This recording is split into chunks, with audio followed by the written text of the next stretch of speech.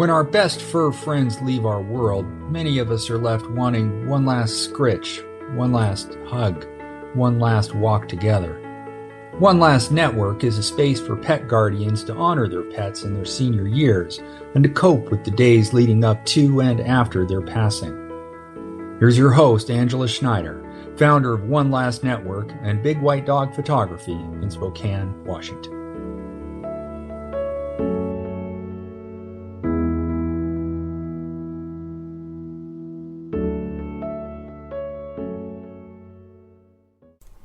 Welcome to One Last Network and the art of being kind to your vet. Dr. Lianna Titcombe is the founder and owner of Claire Place Veterinary Hospice in Ottawa, Ontario, one of the first practices in Canada devoted to end-of-life care for companion animals. You may remember her from the art of checking your phone. Lianna is one of the veterinarians who have contributed to the pet loss grief content in Help Texts, an SMS-based service to help people cope through loss and grief. On the subject of animal hospice and palliative care, she is an author, speaker, educator, and mentor. She is the past president of the International Association for Animal Hospice and Palliative Care and is still active with their international committee. She participates in volunteer missions to provide veterinary care to underserviced communities, both locally and in developing countries.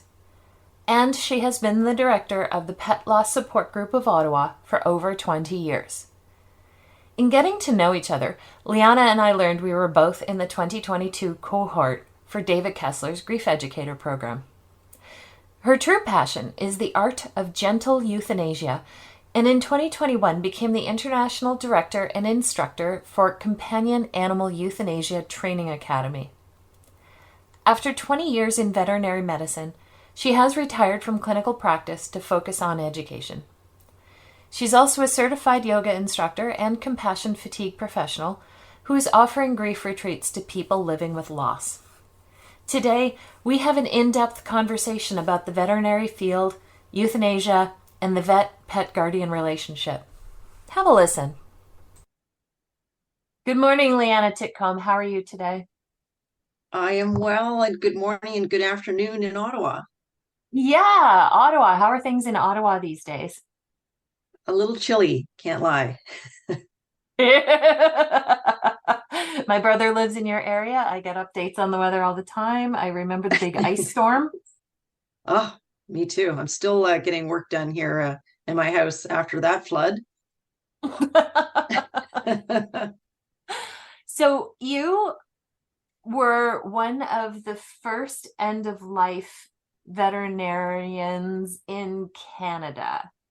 What prompted you to move into that niche of the medical profession? That is such a good question. People talk about your elevator speech. You have 30 seconds, go.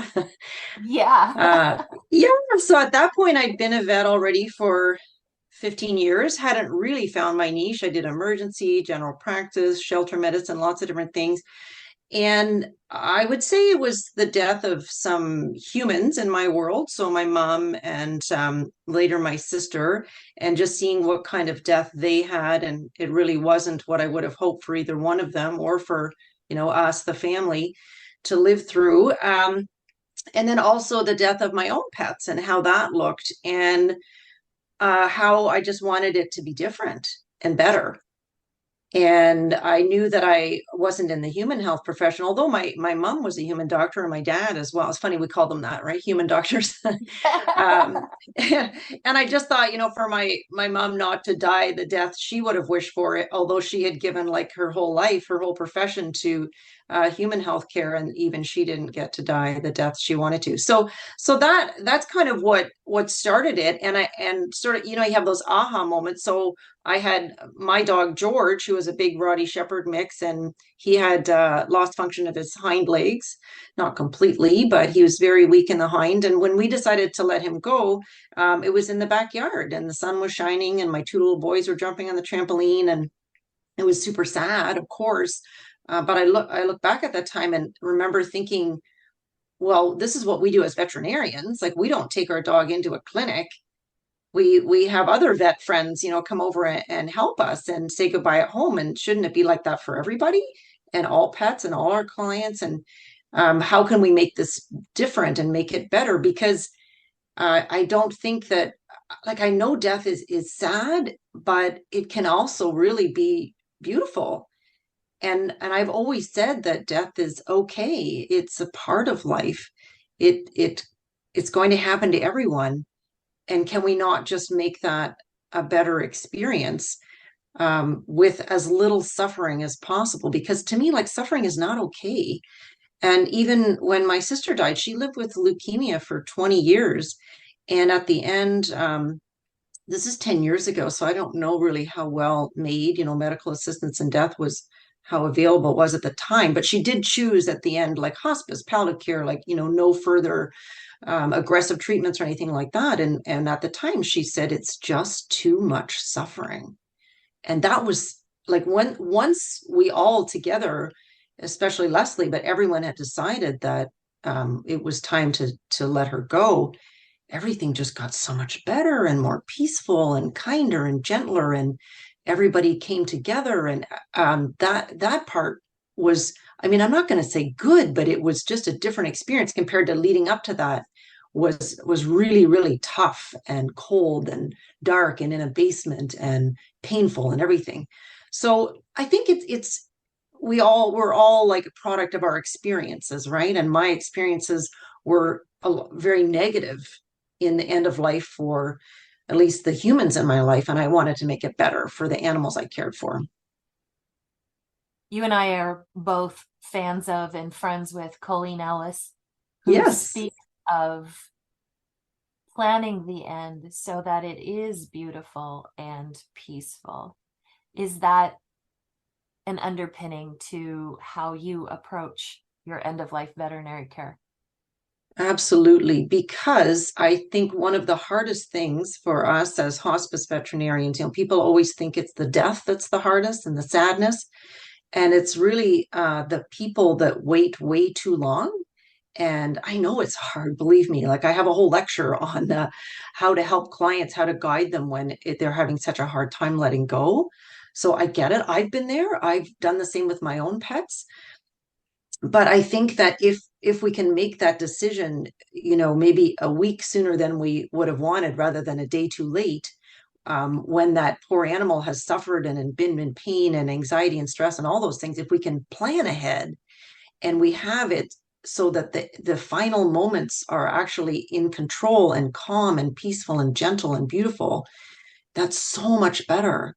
That I think one of the biggest stresses for me is people that wait too long. It becomes a rush and an emergency, and everyone, including the family, is kind of suffering through this somewhat traumatic goodbye. So the pre-planning, although it's so hard to recognize and to know that it's time to say goodbye, once you do that, being able to plan it so that it's somewhat controlled and calm, it's just, the alternative is so much worse. Mhm.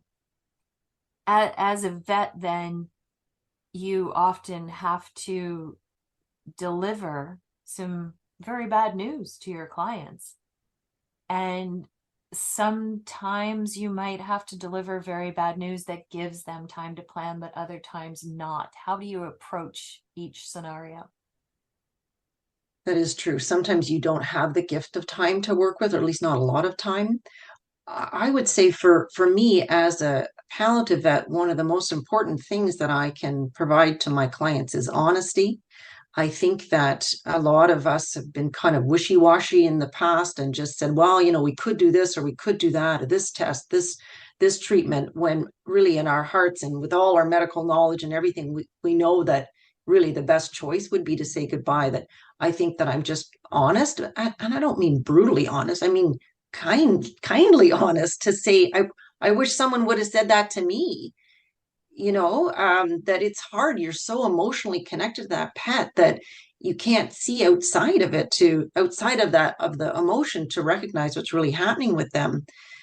That I would want someone to be honest with me in a gentle, compassionate way. So I think that that's what I provide.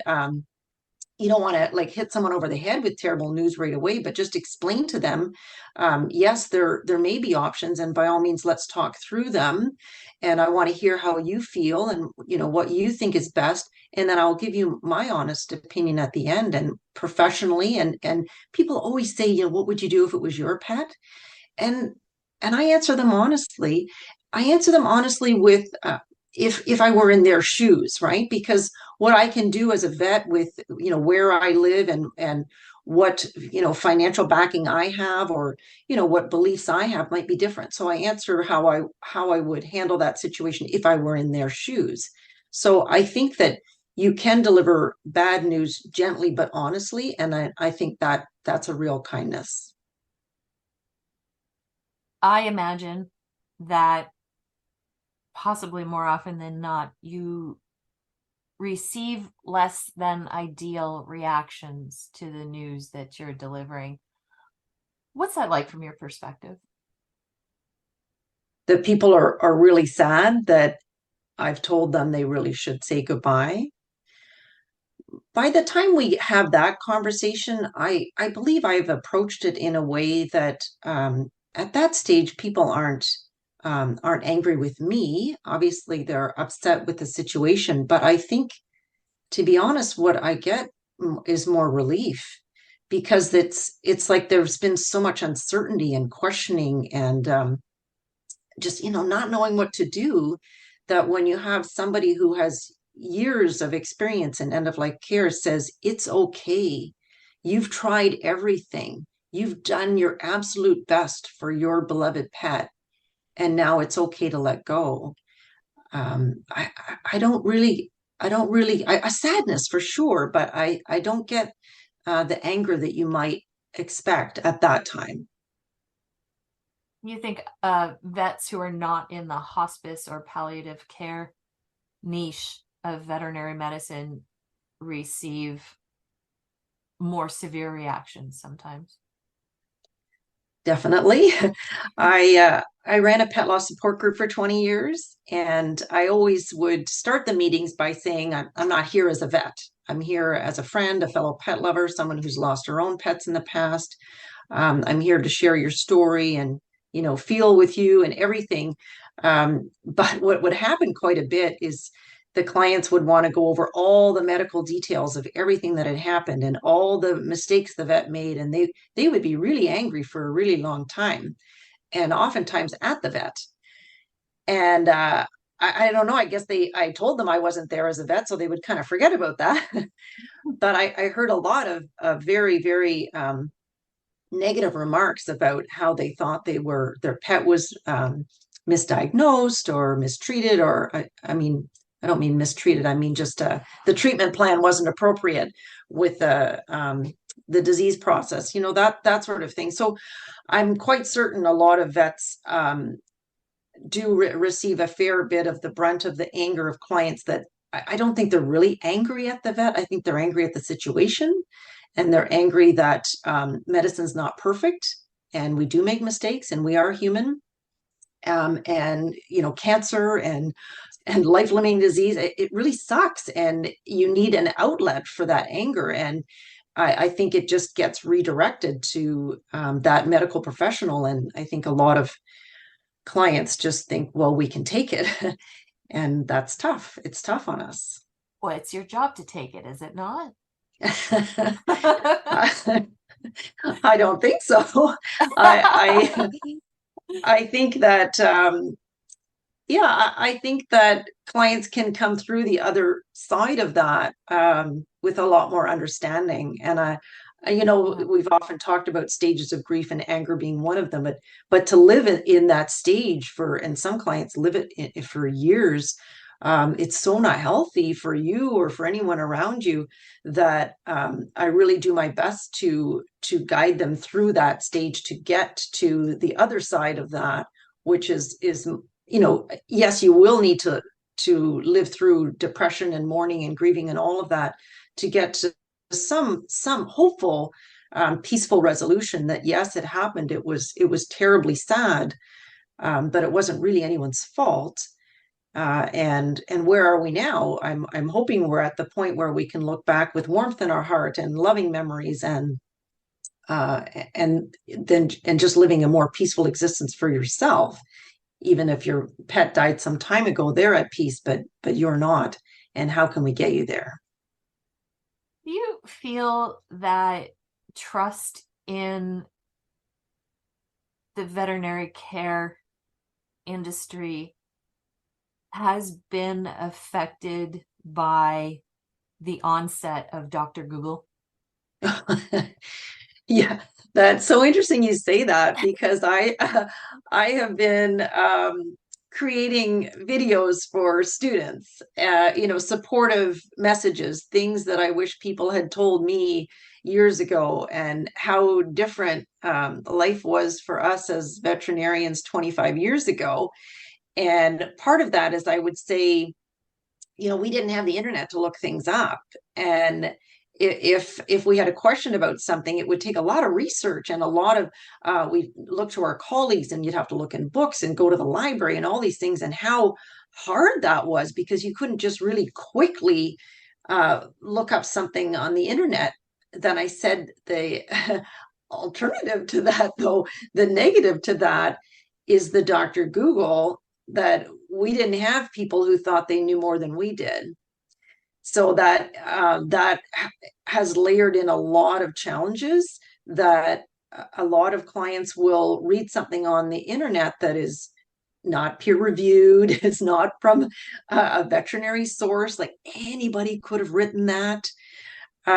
Some teenager in their basement, like, who knows? And then they'll believe that over someone with 25 years experience plus 10 years of education in the veterinary profession.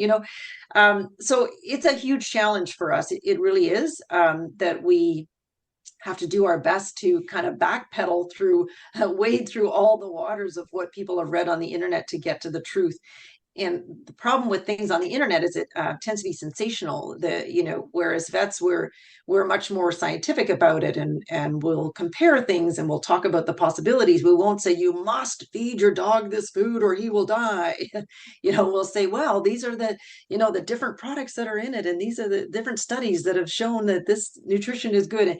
So I think that we're less dramatic in that way, and that's not always what people want to hear or want to believe. Has the relationship between pet owners and veterinarians shifted because of this phenomenon? I think that we are still like a pretty respected profession. I believe, I hope anyway, that I want to believe that the general public sees us as animal lovers that are in a helping profession, and that want to do our best for that pet and for the client. I hope that it's still the case. I just think recently, in the last few years, we've had some struggles, just in the sense that we have the demand for veterinary services, the number of pets out there, everything is on the increase. Whereas in the profession, we're on the decrease. Like, people are retiring early, just leaving the profession, wanting to do something completely different. So that's I think the definition of burnout really is that the demand has exceeded the resources, and the clients, and they still want and need more, and we're becoming less able to provide that. So then I think that the trust in us goes down, because we're just burning out, and we're not able to give them what they want and need, and certainly not as fast as they need it. And then they say, well, then my pet is suffering, and you're not doing, and you're not helping. And it's a really tough time. And I see a lot of my colleagues just not even wanting to be a vet anymore. And that's heartbreaking. I ran a retreat for veterinary professionals, and we got together for a support and share meeting, and we all talked very openly, because it was a really safe space. And so many of them said, I don't even want to be in this profession anymore. I know people that are, just completely shifting and becoming a yoga instructor. I know a vet who's making soap, has her own soap making company. Like, I'm taking bartending lessons. Like, we're kind of wanting to get out, and it's tough, because, like, I love this profession. I love what I do. I think it's really valuable. It's just become so challenging for us. And I hope that clients can understand that, the person behind the profession. Well, between facing the challenges and vets leaving the industry and your industry having one of, if not the highest suicide rates of any profession, what are we going to do if we have no vets? Yeah. I have listened to a lot of podcasts and read a lot of articles about this very problem because it is so prevalent right now.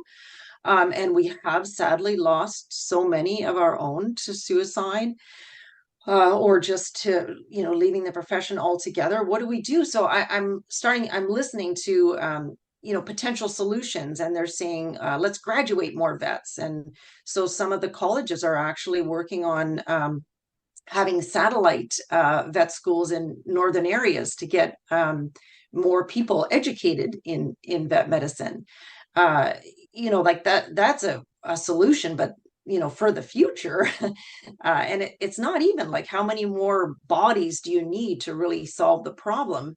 That I think what I'd really like to see out there in the community is a support, I guess, from the client side. I would say like 99% of my clients are amazing, kind, beautiful, wonderful people.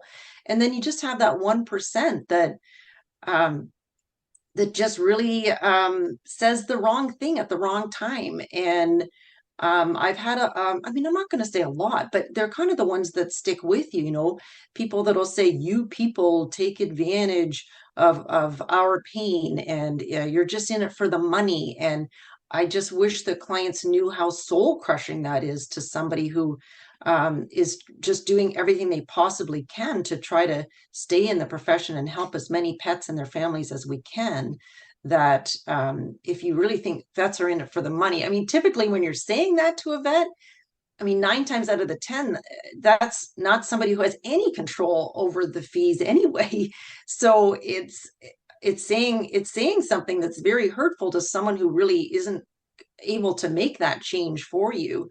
So I guess I would just like clients to recognize that that's very hurtful for us as a profession, and there is some level of responsibility for clients to maybe just ease back a little bit on the demands and recognize that we're all doing our best, and that we can't work 24 hours a day, and we do have to charge for our services. Sadly, I mean, I wish we could always give everything away for free, but it doesn't mean that we lack compassion and we don't care, when we're just still trying to make a living and still trying to protect our own mental health at the same time.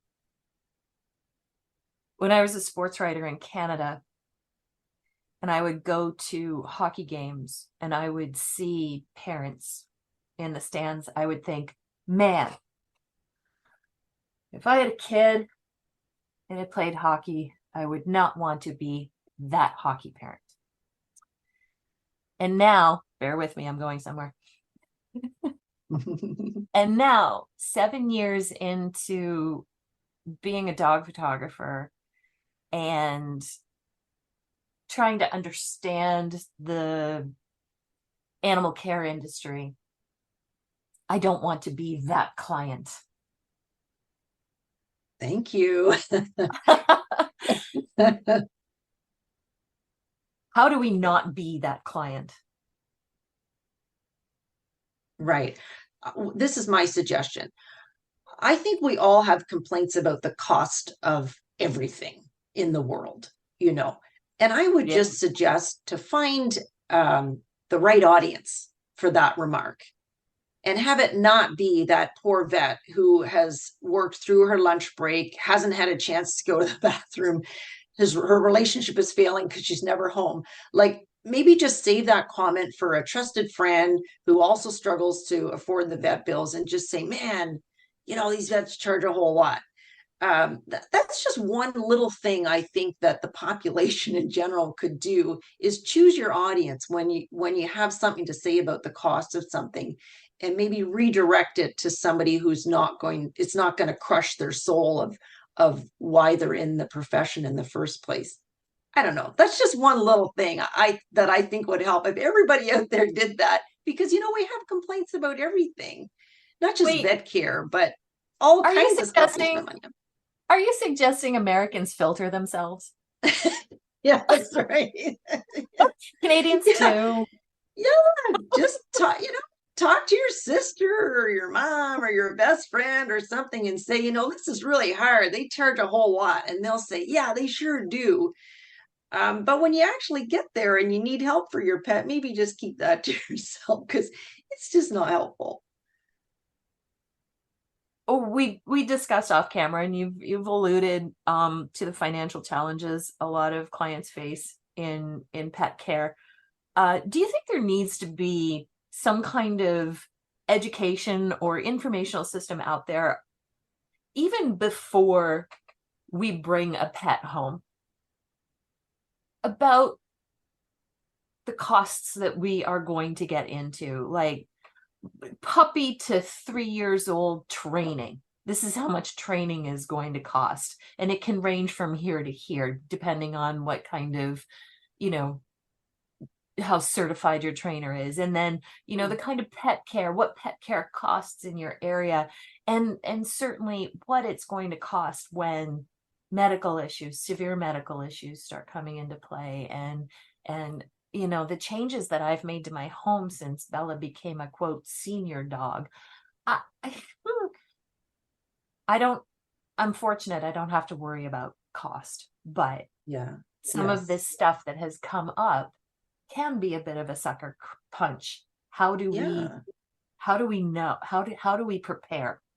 Is That insurance the right way? Is having a savings account the right way? What works? very, very good question. And I mean, I've seen the stats, they publish them in our veterinary journals and say, what is the real cost of owning a pet? And I mean, it's $1 billion industry. And that's not vet care. Let's be honest. Like, a small portion of that is vet care. We're spending a lot of money on food and toys and clothes for dogs and bedding and all kinds of stuff that we'll happily spend money on.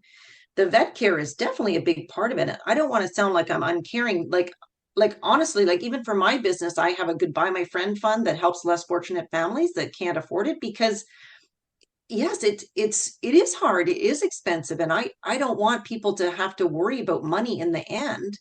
That most vets are out there volunteering their time and helping with community vet outreach and all these different ways to be. I think the thing is that everybody deserves to be loved. That's the bottom line. And when people want to say, oh, well, if someone doesn't have a home and they shouldn't have a pet, and it's like, is that really fair? Because maybe that's the only living being that loves that person, and you want to take that away. And so then we're out there, we're doing free clinics for marginally housed people, and trying to help as well, because I'm not trying to say that if you don't have money you don't deserve to have a pet. Like, we're really trying. But I guess for the general public, to know like the high cost of having a pet, and even having a human child, like the costs are pretty astronomical in the beginning, that you don't really think about it. It's something you want, you desire it, so you go and get it, and then the costs come in later.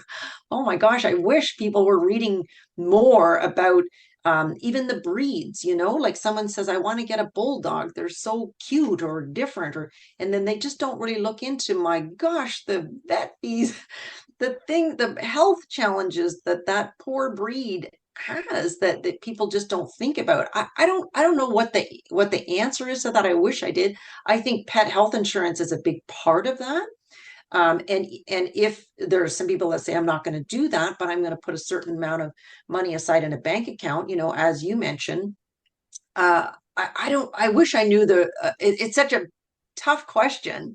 I wish I had an answer to that. I wish people educated themselves more about the high cost of owning a pet, instead of just, how exciting it is to get a new kitten or a new puppy, and don't have the forethought to think about what happens when they're 12, 13 years old, and all these health issues come. Because I like, as you said earlier, I think off camera, was we were talking about the commitment that you make to this creature that you've brought into your life, that it's a responsibility, and it might last 20 years, and it shouldn't be the kind of thing that, well, it's not working out, I'll just have to, ship that dog off to somebody else. Like, I understand it's a huge commitment and responsibility, and money comes into that.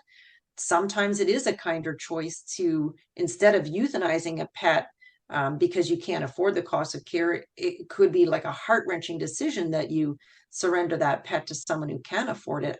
I mean, honestly, Angela, I wish I had the answers. Yeah. That's a tough question. Yeah, wouldn't we be millionaires if we knew the answer? Yeah.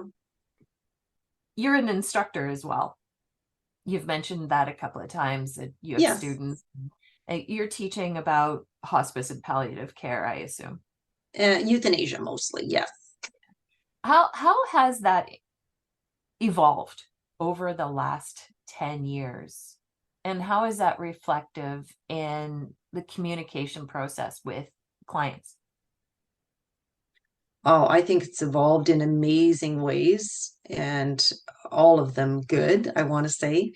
The only thing I think is really missing is that education in euthanasia, I think, should be in the core curriculum of all veterinary and veterinary technician school programs, and it isn't. So that's what we're, as a community, really pushing hard for, is that to recognize that all of our patients are going to die at some point, and most of them with our assistance. And it's also like one of the most highly emotional and difficult appointments of the entire life of that pet and the family, that it's something that we really should and need to learn well.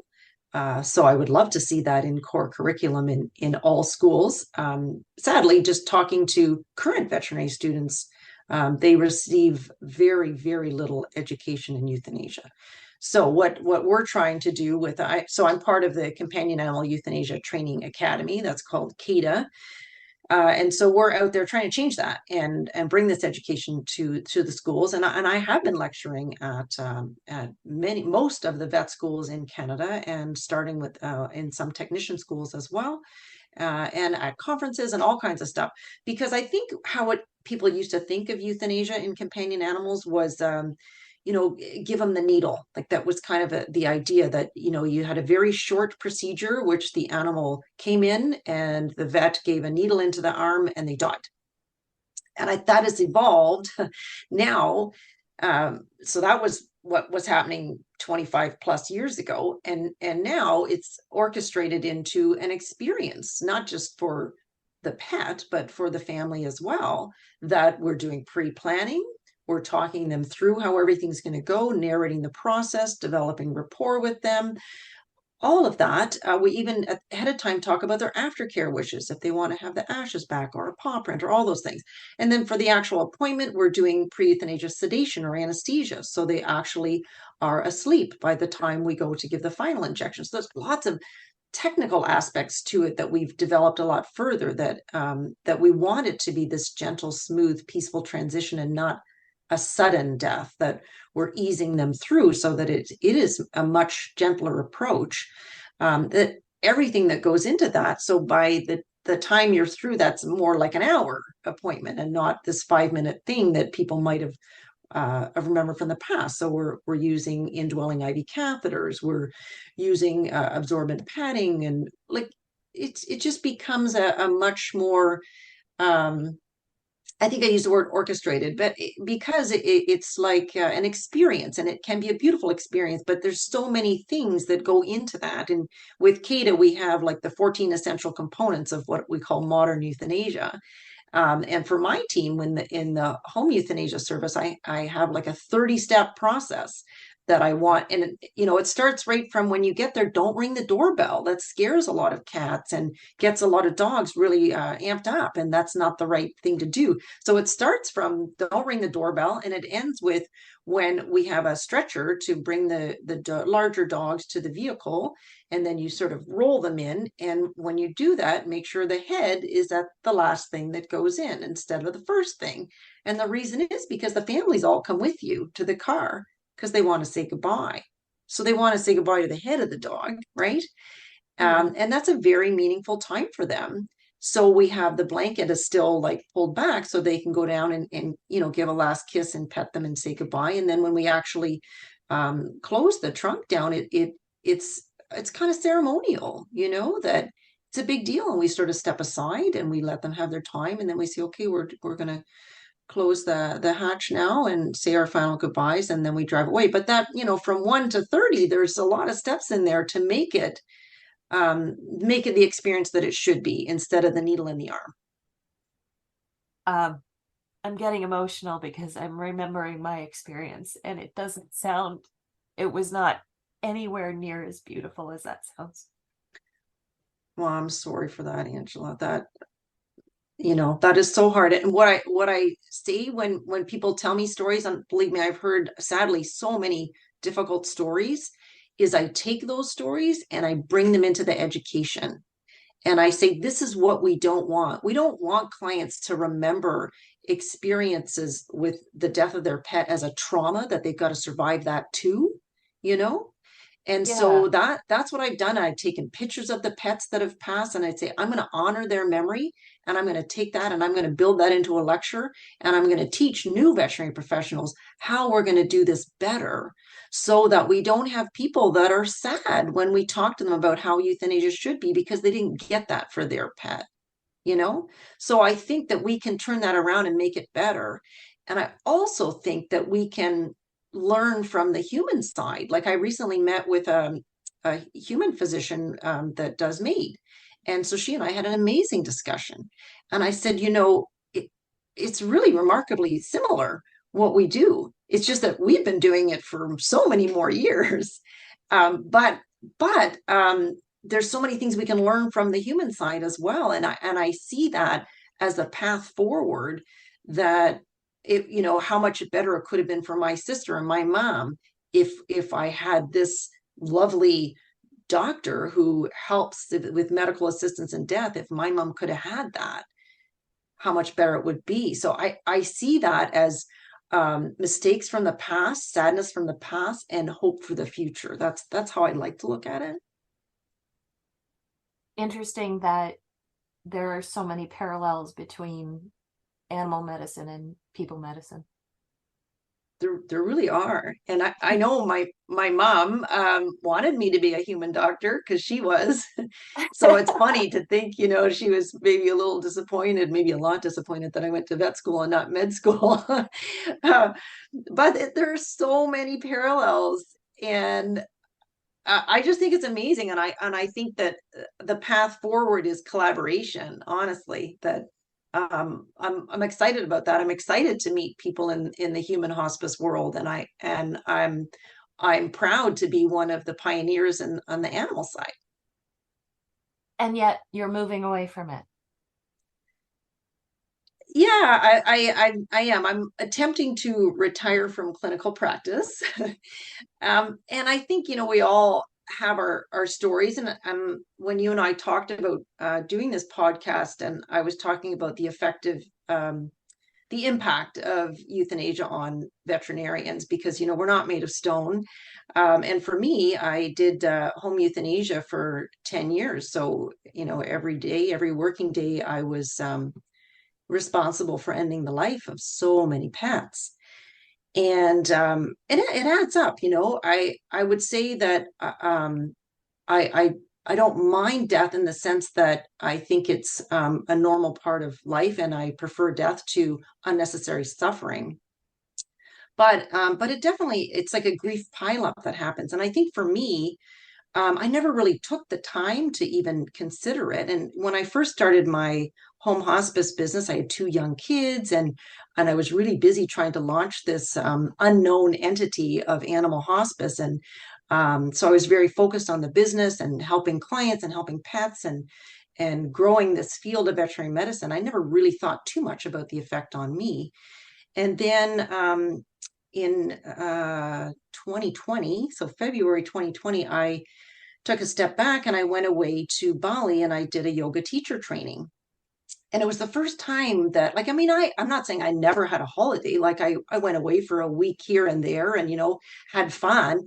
But I never really took like 3 weeks like that to just focus on me and what was going on inside of me and, you know, that sort of thing. But anyway, so in Bali, part of the experience was we had these silent mornings, and we weren't allowed to talk at all, and then we did a meditation, and so there were about 23 of us, and nobody's talking, and so right, it's a lot of introspection, and then you're doing this meditation. And so for the first 6 days, I just cried my eyes out, like I was just bawling through the whole thing, and I didn't really know why. And at day 6, I just stopped.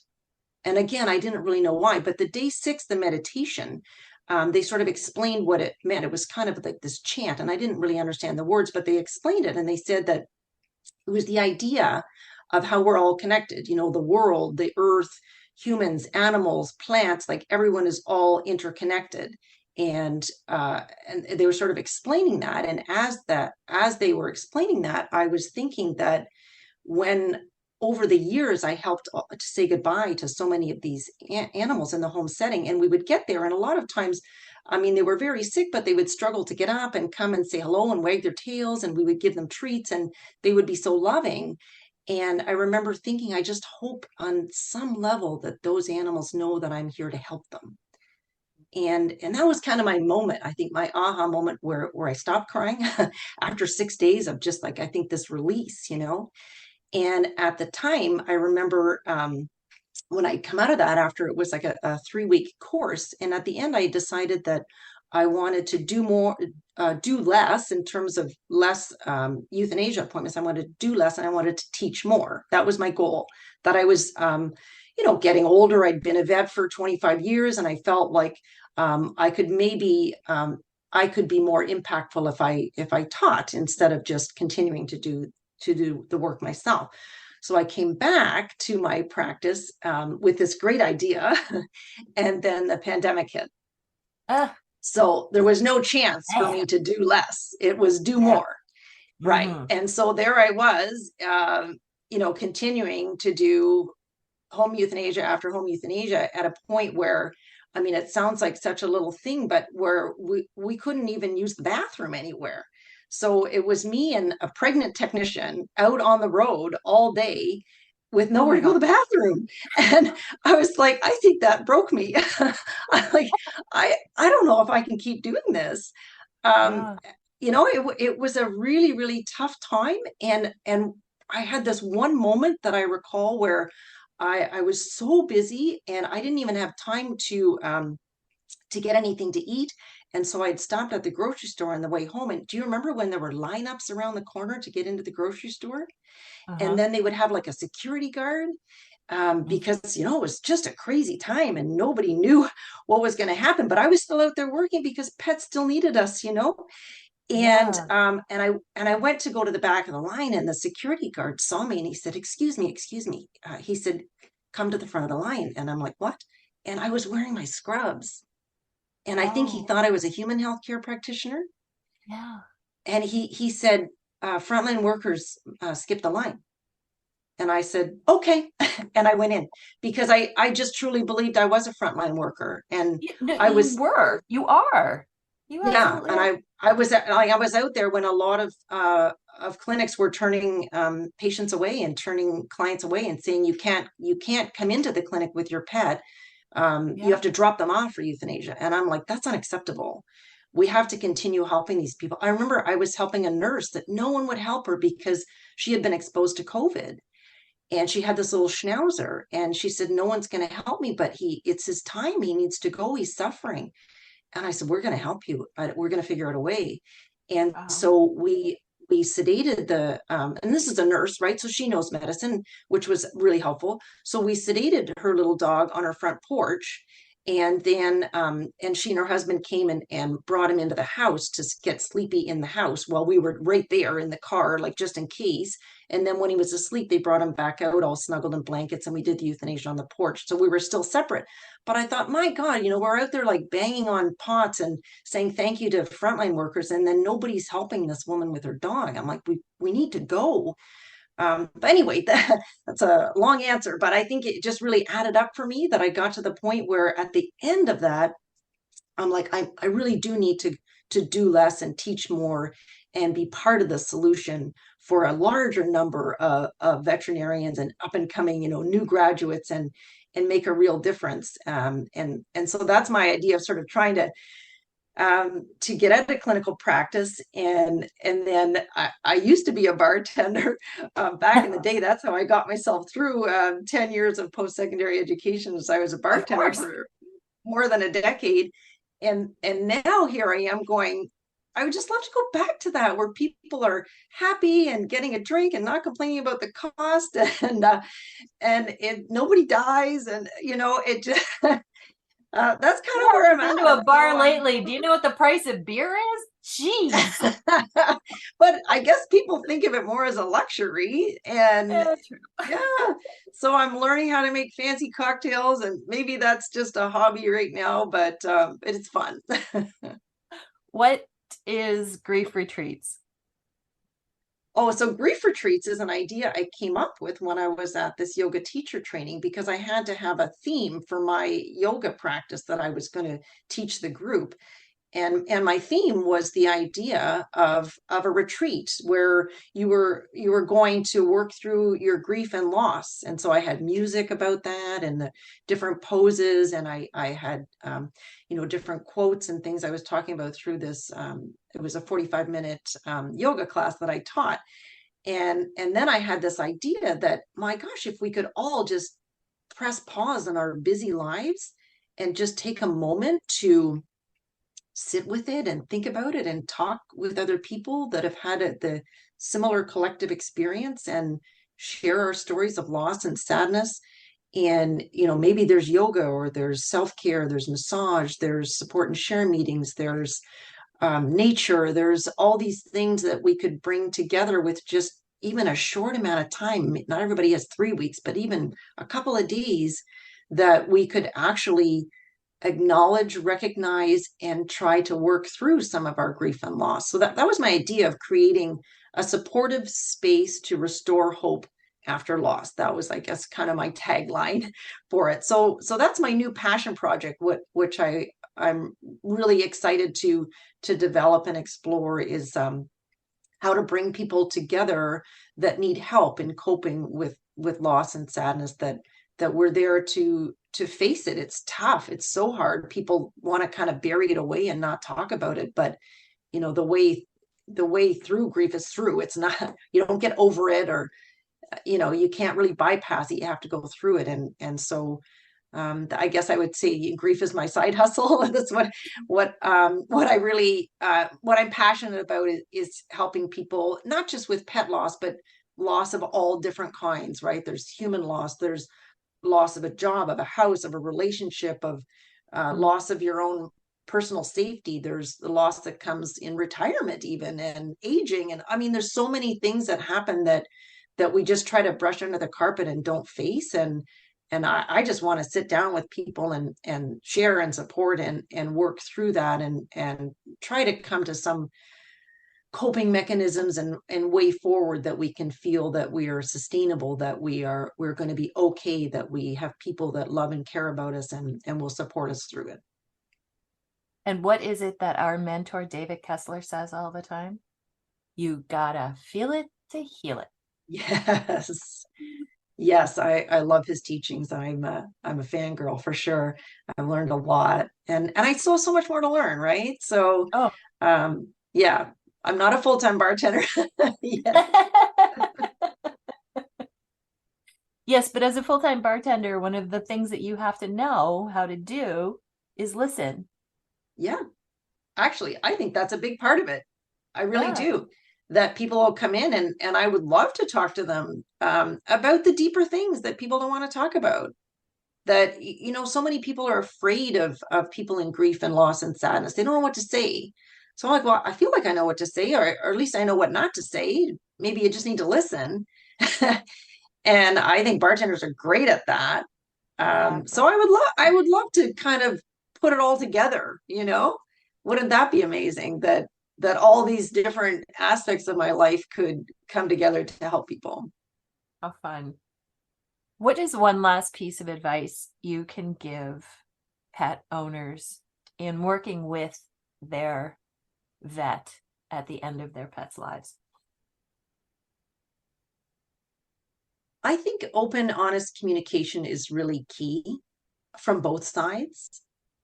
And I think that the idea of euthanasia should be brought up sooner rather than later.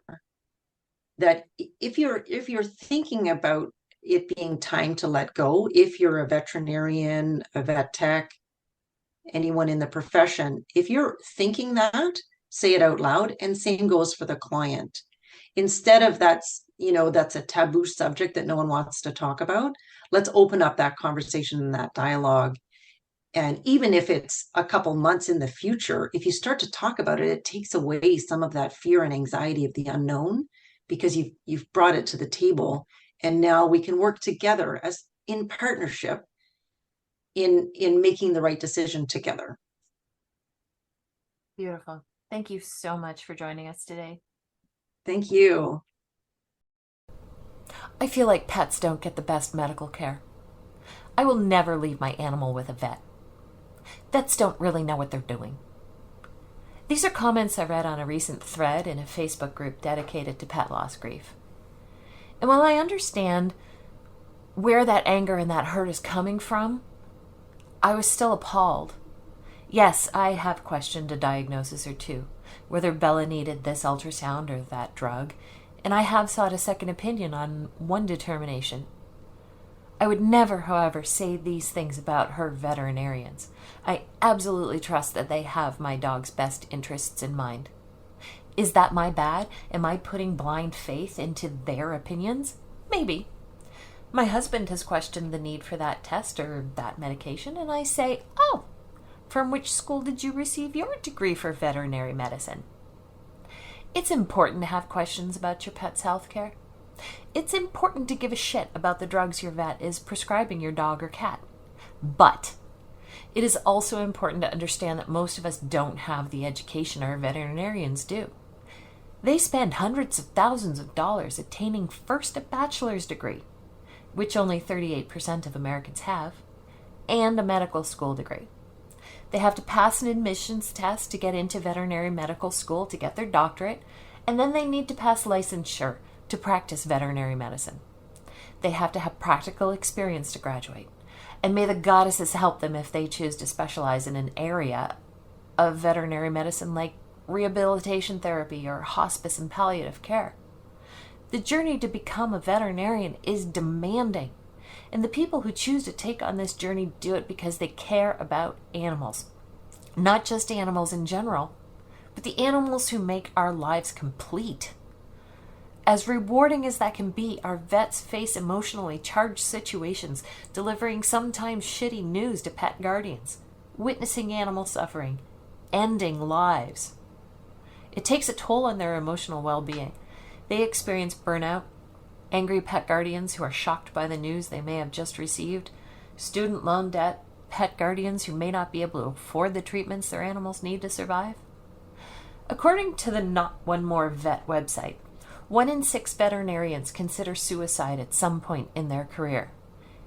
Female vets are 2.4 times more likely to have suicidal ideations. Males, 1.6. Female vet techs, 2.3 times. Male vet techs, 5 times.